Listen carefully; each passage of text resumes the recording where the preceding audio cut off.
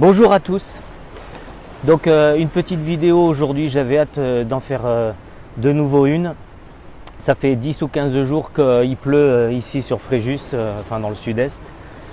Et donc retour du soleil aujourd'hui, j'en profite pour faire une belle vidéo pour vous parler de quelqu'un d'exceptionnel.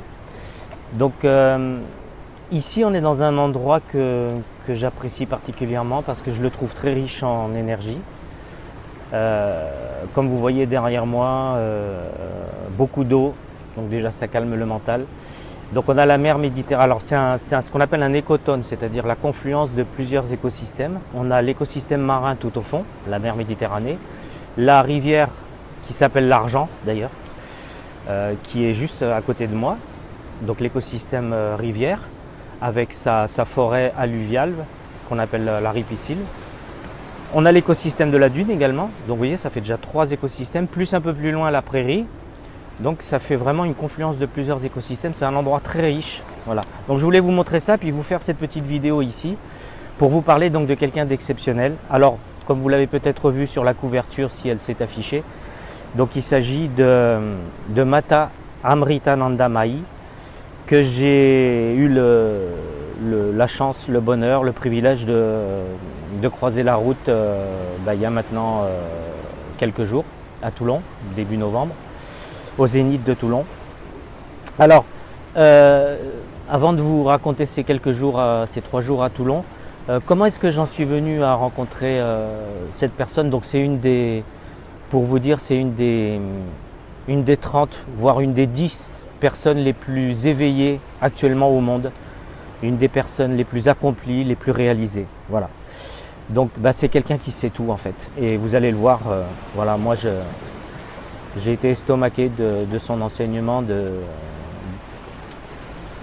Alors, comment est-ce que j'en suis venu à la rencontrer? Il y a 2 ans de ça à peu près, pas très loin d'ici, il y avait un salon du bien-être où je suis allé. J'ai rencontré 3 personnes très intéressantes, une dame qui fait de la psychogénéalogie et des constellations familiales, que j'ai fait d'ailleurs avec, un chaman avec des tambours, qui m'a dit des choses que c'était impossible de les deviner, voilà, parce que je suis beaucoup dans le corps émotionnel, etc. Et puis une autre dame qui s'appelle Marie-Patricia, qui est Chanel, et moi ce qui m'avait intrigué, c'est qu'elle parlait de la loi d'attraction dans son atelier. Et ensuite, j'ai poursuivi avec elle en faisant un atelier sur le Chanel, justement. Et puis un peu plus tard, un autre atelier sur les mudras. Et donc, l'été dernier, je lui ai demandé, parce que je voulais faire une retraite en silence, vu que j'avais lu le livre de François Lemay, Tout est toujours parfait, où c'est un Canadien qui fait maintenant des retraites en silence aussi, des retraites Vipassana. Et puis également le livre de Bruno Lallemand, Quand la vague, c'est le cas d'en parler, quand la vague réalise quel est l'océan. Voilà, donc lui aussi fait des retraites en silence, donc du coup j'avais envie de le faire. Et je lui ai téléphoné, elle m'a dit tiens tu devrais aller à Tourves à côté de Brignoles, il y a un ashram, voilà, et c'est l'ashram de Amritananda Mai, et là ils vont pouvoir te renseigner. Puis en fait j'ai même fait une retraite en silence là-bas, donc j'ai rencontré des gens très intéressants, tout de suite j'ai sympathisé, vous savez que sur toutes les informations qu'on capte en permanence, on n'en perçoit qu'une toute petite partie, peut-être même pas 5% consciemment, tout le reste est inconscient. Donc ce qui explique que quand on rencontre quelqu'un, tout de suite on a un a priori favorable, c'est parce que les auras se rencontrent et s'apprécient. Voilà. Donc là j'ai rencontré une dizaine de personnes très intéressantes et donc chaque année ils préparent la venue de Ama à Toulon. Et donc j'ai accepté de donner un coup de main volontiers parce que ça m'intéresse de la rencontrer. J'ai lu un petit peu tout ce qu'elle dit. Alors vous voyez par exemple quelqu'un qui vous dit, je l'ai partagé il n'y a pas très longtemps, quelqu'un qui dit il y a 7 milliards d'êtres humains sur la planète et presque personne pour penser aux autres. Bon, pour dire un truc comme ça, faut venir d'une autre planète, je sais pas, moi j'ai entendu personne dire ça. Et plein d'autres choses encore. Alors je vais essayer un petit peu de me rappeler ce que j'ai envie de vous dire. Voilà. Donc alors je vais vous parler donc de ces 3 jours à Toulon. Donc je suis arrivé le samedi. Déjà le samedi midi, on était 500 bénévoles. Bon, moi, j'ai du mal à estimer le volume d'une foule. Donc on était à peu près 500 bénévoles, mais moi je pensais qu'on était 150. Bon, on était 500. à faire le repas tous ensemble le midi, à faire la queue. Et déjà là, j'ai senti cette unité. Je vous ai déjà dit, le courant miracle, il n'y a que l'unité et rien d'autre. Donc là, j'ai vraiment senti cette union, cette communion, cette unité entre nous. Ça m'a même ému. J'étais à deux doigts de couler une larme. Je me suis dit, si tu commences comme ça, quand tu vas être pas loin de Amritanandamai, ça risque d'être bon, l'émotion forte. Puis en fait, non, ça a été la joie totale. Voilà. Et donc j'ai déjà senti cette union-là et aussi beaucoup de ferveur. Vous imaginez 500 bénévoles qui se donnent avec ferveur. Hein. Moi j'avais aussi du mal avec cet aspect dévotion.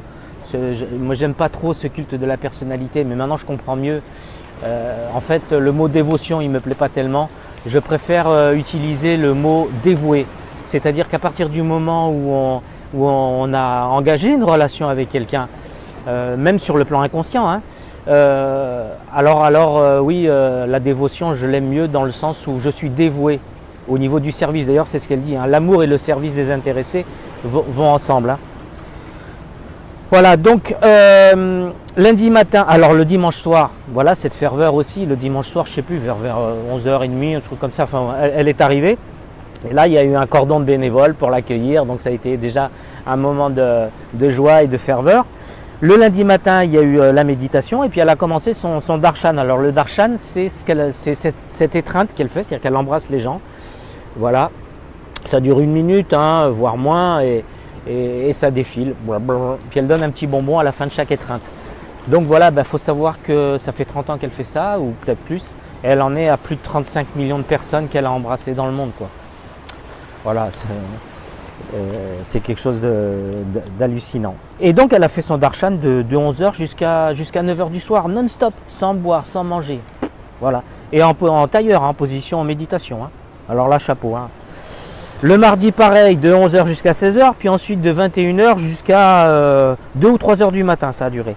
Et le mercredi soir, alors là, de mercredi à jeudi, c'est non-stop. C'est nuit blanche.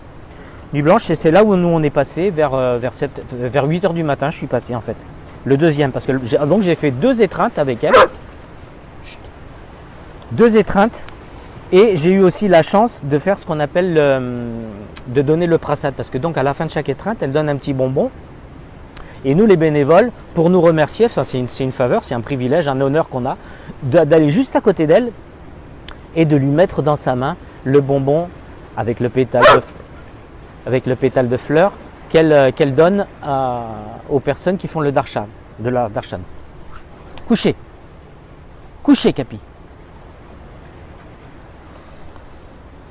Alors, donc voilà, elle dit des choses comme ça. Il y a 7 milliards d'êtres humains sur Terre et presque personne pour penser aux autres. L'amour divin, c'est notre véritable nature. Et oui. Moi, je dis souvent, je m'en remets à l'amour divin pour attirer dans ma vie ce que je souhaite. Ce que je souhaite. Voilà. La mort, c'est un point à la fin de la phrase. Mais le texte continue. Eh oui. Tout est en vous, là, c'est ses paroles journalières. Elle dit aussi que tout ce qui périt n'est pas réel. C'est ce que dit aussi le courant miracle. Hein. Le courant miracle dit que rien de réel ne peut être menacé. Oui, puisque ça fait partie de Dieu. Et Dieu, il est partout. Rien de réel ne peut être menacé. Rien d'irréel n'existe. En cela réside la paix de Dieu. Voilà, donc tout se rejoint. Tout se rejoint. En fait, moi j'ai assisté donc au moment de son satsang. Alors là aussi, elle a commencé à parler. Ça, c'était le mardi matin. Dans sa langue native du Kerala, là-bas, où personne ne connaît rien. Et donc, elle parle pendant 5 minutes, 10 minutes. Moi, je me dis, c'est pas possible. Personne ne va lui dire qu'on ne comprend rien. Et les gens, peut-être ils ont l'habitude, ils attendent. Et ensuite, Bri Dipamrita se met à traduire. Et là, ça dure 5, 10, 15, 20, 30 minutes. C'est-à-dire qu'elle parle pendant 10 minutes, un quart d'heure. Mais la traduction, elle dure presque 2 fois plus longtemps. Et là, je me dis, alors déjà, on est scotché par l'enseignement. Déjà, ça assis tout de suite. Voilà, on se dit, j'ai bien fait d'attendre. Et là, on se dit, mais maintenant, c'est elle qui a beaucoup de patience d'attendre que Bri Dipamrita ait fini de traduire pour nous parler. Et de quelle façon, pour ensuite pouvoir reprendre la parole et nous dire encore des choses intéressantes. Donc voilà. Et alors, en fait, ce que j'ai assisté, voilà, pour vous dire, il y a 2000 ans, il y a des gens qui ont eu la chance de voir le Sermon sur la montagne. Ben là, je pense qu'on n'est pas loin. Voilà, c'est à peu près du même acabit. Cette personne, elle sait tout. Elle sait tout. Elle dit par exemple, l'univers c'est comme un filet. Hein, vous voyez par exemple un filet de volleyball, par exemple un filet quoi. Un filet. Et chacune de nos actions, chacune de nos pensées, chacune de nos paroles a un impact sur ce filet. C'est-à-dire qu'on touche à un endroit quelque part, ça se sent partout. Donc tout ce qu'on fait de bien dans notre vie, ça fait bouger l'univers. Mais ça c'est génial. C'est génial. Voilà. Alors le brassage, je vous en ai parlé. Les bénévoles, je vous en ai parlé. Bon ben voilà, je crois que j'ai tout dit.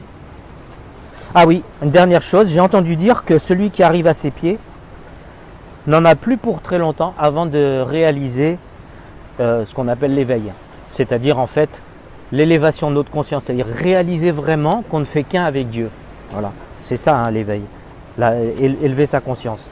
Donc moi je suis heureux d'avoir ainsi reçu plusieurs bénédictions depuis le Ho'oponopono, Olivier Madelrieux, le courant miracle, et maintenant de connaître dans mon entourage proche des gens qui sont tout près de cette personne accomplie. Voilà, je suis vraiment en gratitude totale. Voilà, donc je voulais vous dire tout ça. Et je termine aussi parce que j'ai au-delà de tout ça, enfin, au fur et à mesure, en cherchant, en lisant, j'ai découvert un grand secret, je vous en ai déjà parlé, c'est comment prier de manière à être exaucé. Alors je voudrais d'abord le valider en le faisant consciemment ça marche, et ensuite de vous en parler. Mais je sais qu'il y a plusieurs personnes qui ont déjà réalisé ce grand secret et qui en parlent, notamment Olivier Madelrieux, Didier Jérôme, enfin bref, je vous en parlerai. Mais j'aimerais bien également tester une chose, c'est si vous voulez que je vous parle de ce secret, eh bien mettez-moi un commentaire en dessous de la vidéo là. Là, vous me dites un petit oui, voilà, faites un peu quelque chose parce que tout ce qui a de la valeur mérite qu'on lutte pour l'obtenir. Donc, si vous voulez que j'en parle, dans la prochaine vidéo, je vous explique ça, ce que j'ai compris. Je sais que c'est ça, mais je voudrais le valider avant d'en parler. Donc, mettez-moi un petit commentaire en dessous, ce que font à peu près tous ceux qui sont sur Internet, etc. Je voudrais voir si ça réagit à ça. Est-ce qu'il y a des gens qui veulent savoir? Parce que moi, je pense que c'est magnifique de savoir ça. Il y a à peu près 2-3 milliards de croyants sur Terre, 1 milliard de chrétiens, 1 milliard de musulmans, 1 milliard d'hindouistes et de bouddhistes. Et les gens prient, ils prient, mais pas comme il faut. Donc, automatiquement, ils n'ont pas les résultats. Donc, moi, j'attends d'avoir les résultats dans ma vie. J'ai déjà fait, mais sans le savoir. Maintenant, je voudrais faire en sachant. Et ensuite je fais cette petite vidéo. Mais mettez-moi dans les commentaires s'il y a un certain nombre de commentaires de gens qui me disent oui, je veux savoir,